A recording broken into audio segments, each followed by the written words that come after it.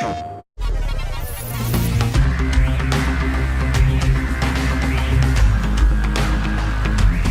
was probably the most stressful E3 of my life, and I don't know why, but I just couldn't deal with the pressure. I was actually a shadow of myself at this E3. Cyberpunk 2077, CD Projekt Red's first deviation from the Witcher universe, is an action-oriented, narrative-driven open-world RPG. Which is a mouthful. The game was announced in 2012 and officially revealed in a teaser trailer in 2013. But after that, there was nothing. After the teaser, we kind of went dormant. There was silence for 4 or 5 years, which for me and for my community team was very hard because, people were very excited about the game.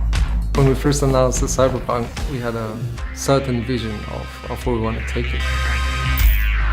The main difference between a pen and paper RPG and the PC game still to this date is that ultimately, while video games are nicer to look at, the freedom that you have in a pen and paper RPG is something that we have yet to achieve in any game, I would say. We can't just take what is the source material and just, all right, we'll make a video game around it, but we have to be smart about it.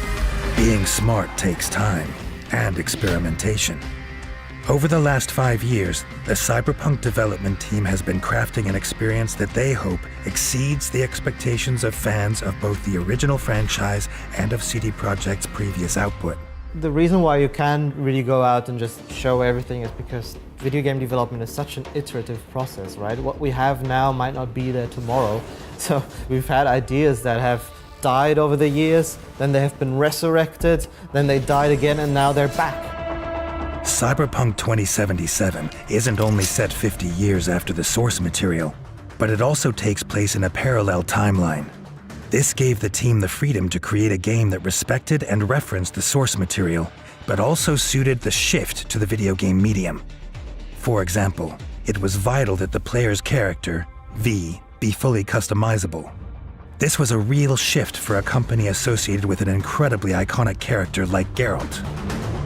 For us, it's important to give players this freedom, to allow them to play themselves in our world and really immerse themselves. That is also part why we have the first-person perspective, right? Because you don't play as someone else, but you play as I. Got a window on the left, go!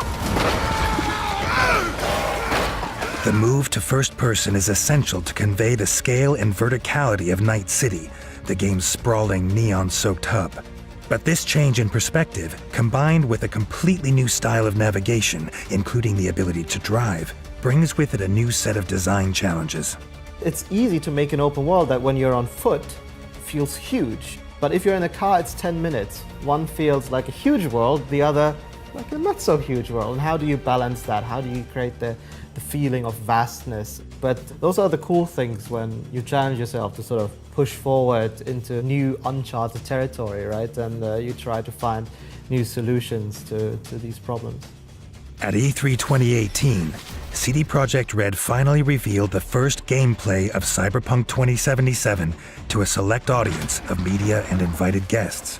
We were so nervous and anxious to learn what people will say about the game because the hype was unreal.